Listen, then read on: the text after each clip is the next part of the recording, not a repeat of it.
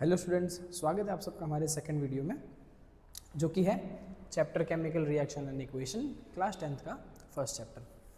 Last time हमने समझा था कि केमिकल रिएक्शंस क्या होती हैं, कि किस टाइप का चेंज होगा तो हम उसको केमिकल रिएक्शन बोलेंगे। ओके, तो चलिए आज हम फर्दर टॉपिक स्टार्ट करते हैं। आज का हमारा टॉपिक है characteristics of the chemical reaction. What is the meaning of characteristics? अब देखिए, जब भी केमिकल रिएक्शन होता है या किसी भी टाइप का चेंज होता है तो उस टाइम कुछ बेसिक फीचर्स होते हैं जो हम ऑब्जर्व कर सकते हैं, उसी को हम क्या बोलते हैं? Characteristics. Wait, okay. The easily observed feature which take place during chemical reaction is known as chemical reactions characteristics. Means जब भी रिएक्शन हो आप जो चीज़ ऑब्जर्व कर सकते हैं उसको हम बोलते हैं कैरेक्टरिस्टिक्स। अब देखिए, केमिकल रिएक्शंस की ऐसी कुछ कैरेक्टरिस्टिक्स होती हैं जैसे कि evolution of gas, formation of precipitate, change in colour, change in temperature and change in state. यहाँ पे कुछ बेसिक ऑब्जर्वेशंस लिखी हैं जो हम ऑब्जर्व कर सकते हैं, इनको हम चलिए डिटेल में पढ़ते हैं।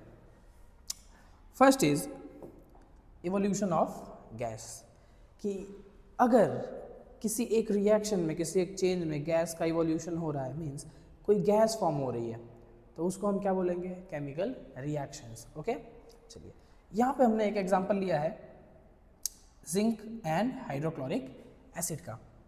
हम जब जिंक को विच इज Zn को डाइल्यूट HCl से रिएक्ट करेंगे तो क्या फॉर्म होगा?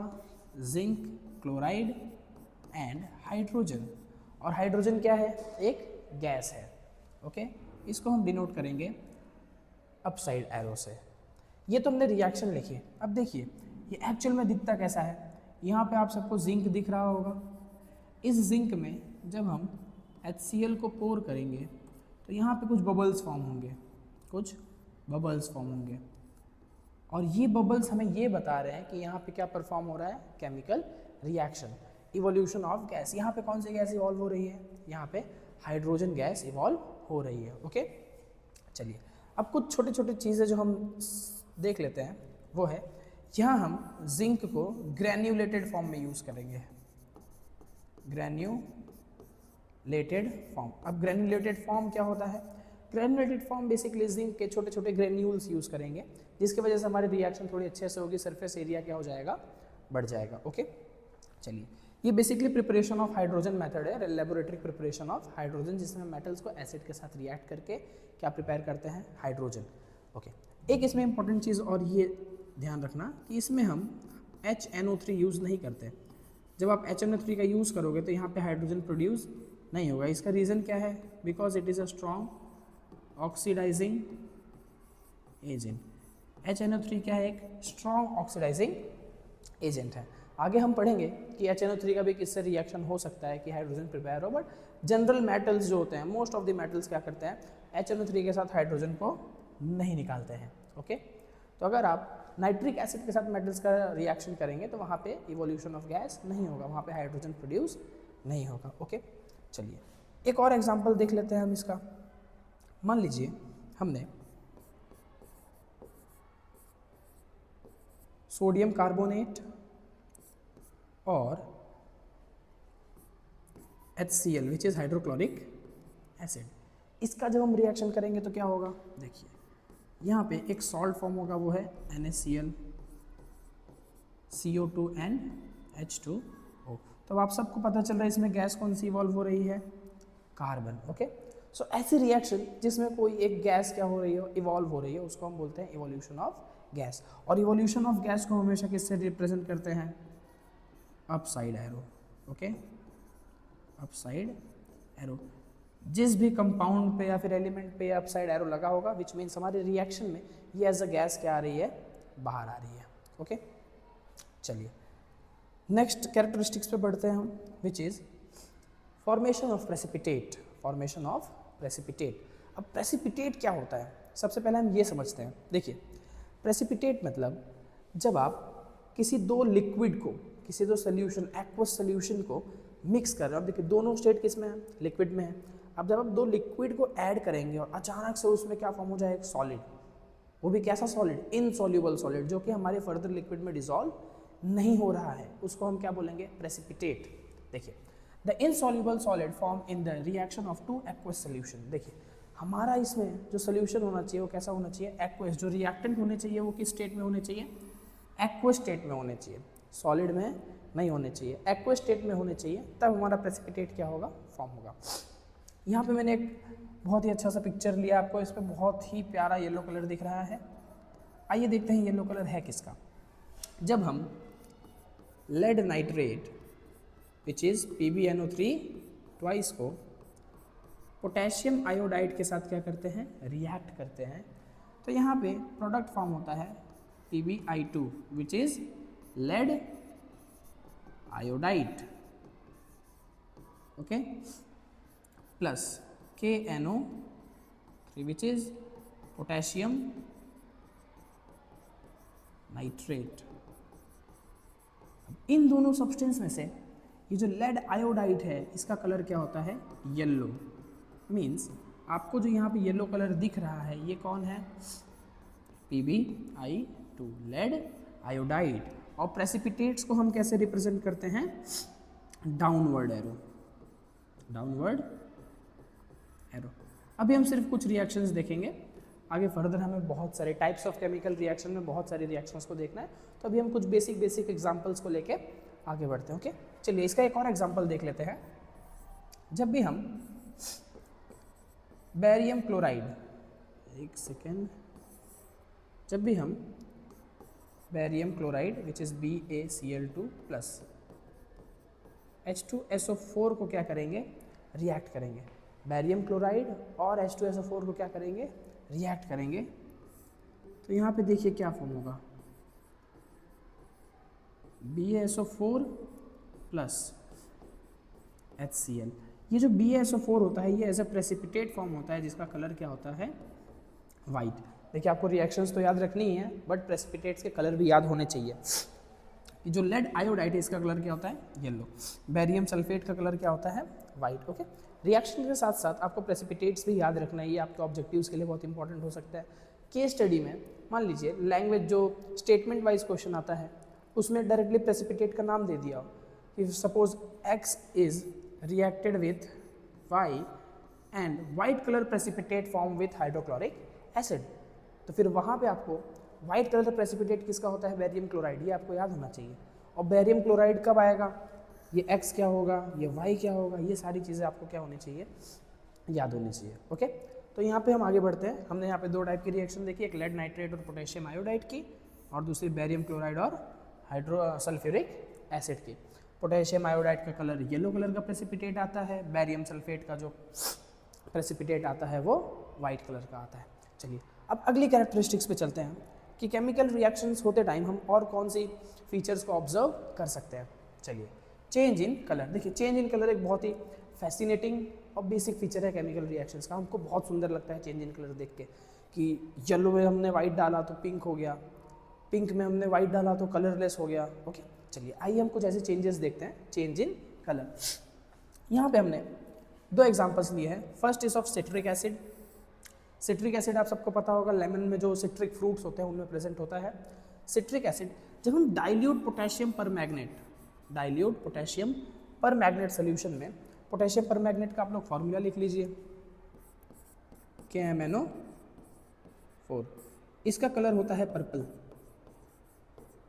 सोचिए, अब देखिए जब भी हम डाइल्यूट मतलब पोटेशियम पर मैग्नेट का जो कलर होता है बहुत ज़्यादा कॉन्सेंट्रेटेड, बहुत ही डार्क होता है। एक दो ड्रॉप पोटेशियम पर मैग्नेट में आप काफ़ी पानी डालेंगे तब जाके वो लाइट होगा। ओके, सो इसे हमें डाइल्यूट करना है, थोड़ा सा पोटेशियम पर मैग्नेट लेना है, उसमें बहुत सारा पानी डालना है तो डाइल्यूट पोटेशियम पर मैग्नेट बन जाएगा। अब जब आप इसमें क्या डालेंगे, सिट्रिक एसिड, सिट्रिक एसिड, तो ये पर्पल कलर चेंज होकर किस में हो जाएगा, कलरलेस। इस पर्पल कलर का जो कलर है वो क्या हो जाएगा, गायब, और हमारा सोल्यूशन कैसा बन जाएगा, colourless. Okay, second example, sulphur dioxide को जब हम एसिडिफाइड पोटेशियम डाइक्रोमेट से क्या करेंगे, पास करेंगे। पोटेशियम डाइक्रोमेट का फॉर्मूला लिख दीजिए K2Cr2O7। चलिए, पोटेशियम डाइक्रोमेट तो K2Cr2O7 हो गया। एसिडिफाइड का मतलब क्या है, थोड़ा बहुत आपको पता चल गया होगा। एसिडिफाइड मतलब इसमें हमने क्या किया है, एसिड ऐड किया है। इसको हमने किसके साथ मिक्स किया है, डाइल्यूट H2SO4 के साथ, और इसको हम क्या बोलते हैं, acidified potassium permanganate, it is acidified potassium permanganate, और इसका कलर होता है ऑरेंज। इसका कलर कैसा होता है, ऑरेंज। जब इस ऑरेंज कलर के एसिडिफाइड पोटेशियम परमैंगनेट से आप सल्फर डाइऑक्साइड गैस पास करेंगे तो इसका कलर चेंज हो जाता है टू ग्रीन। इसका कलर क्या हो जाता है, ग्रीन। ओके, चलिए ये दोनों आपको एग्जांपल्स याद रखने हैं। चेंज इन कलर के जो एग्जांपल्स हैं वो कौन कौन से हैं। एक थोड़ा सा एक्स्ट्रा पॉइंट आप लिख लीजिए कि ये दोनों जो होते हैं पोटेशियम परमैंगनेट और acidified potassium dichromate, they are strong oxidising agent. They are strong oxidising agent. ये दोनों बहुत ही स्ट्रॉन्ग ऑक्सीडाइजिंग एजेंट होते हैं। ये किसी भी रिएक्शंस में ऑक्सीजन को प्रोवाइड करने के लिए हेल्प करते हैं। ऑक्सीडेशन रिडक्शन हम फर्दर देखेंगे तब आपको ज़्यादा समझ में आएगा, बट अभी आप लिख लीजिए कि सिर्फ KMnO4 और K2Cr2O7 और acidified potassium dichromate, they are strong oxidising agent. Okay, चलिए नाउ नेक्स्ट कैरेक्टरिस्टिक्स हम देखेंगे which is change in temperature. देखिए चेंज इन टेम्परेचर कभी कभी और मोस्ट ऑफ द रिएक्शंस में ऐसा होता है, आप 2 या 2 से ज़्यादा सब्सटेंस को ऐड करते हैं और जो टेस्ट ट्यूब होती है वो क्या हो जाती है, गर्म हो जाती है, या फिर आपका जो बीकर होता है वो क्या हो जाता है, गर्म हो जाता है। कुछ रिएक्शंस में टेस्ट ट्यूब्स या फिर जो भी बीकर्स होते हैं, जो भी हमारे अपैरेटस होते हैं, वो क्या हो जाते हैं, ठंडे हो जाते हैं। अब केमिकल रिएक्शंस में एक प्रॉपर्टी होती है change in temperature. Chemical reactions में टेम्परेचर चेंज होता है, या तो टेम्परेचर अब्सॉर्ब करती है रिएक्शन, या तो रिएक्शन टेम्परेचर को रिलीज करती है। ओके, चलिए when a reaction releases heat, जब भी कोई रिएक्शन हीट को क्या करती है, रिलीज करती है, ऐसे रिएक्शंस को हम बोलते हैं exothermic reaction. Exothermic reaction. Exo से आपको याद हो सकता है एग्जिट, एग्जिट करके आप याद कर सकते हैं।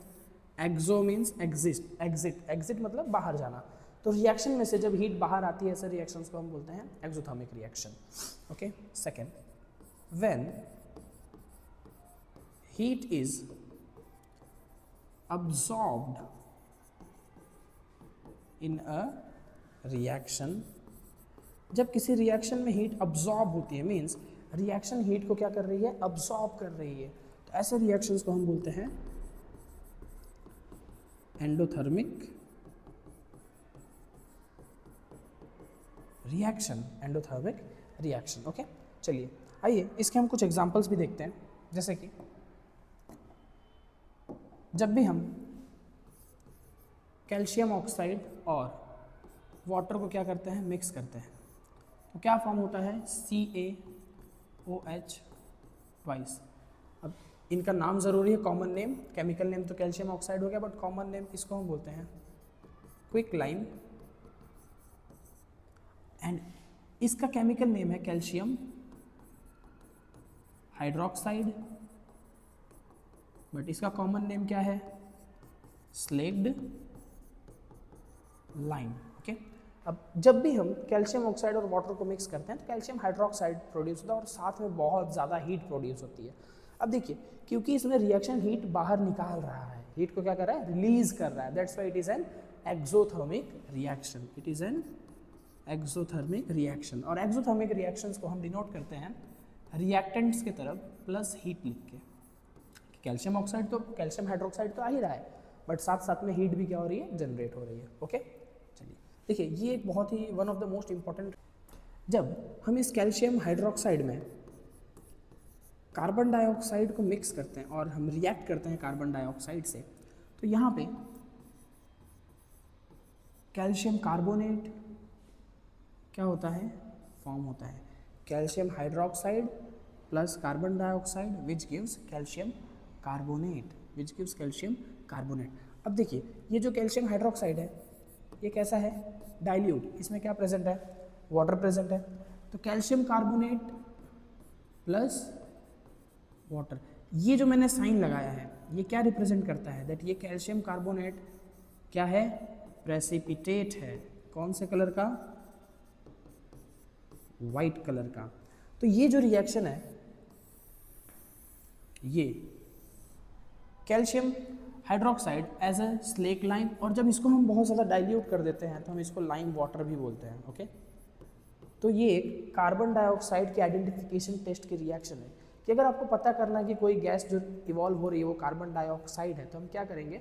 उसको लाइम वाटर से पास करेंगे।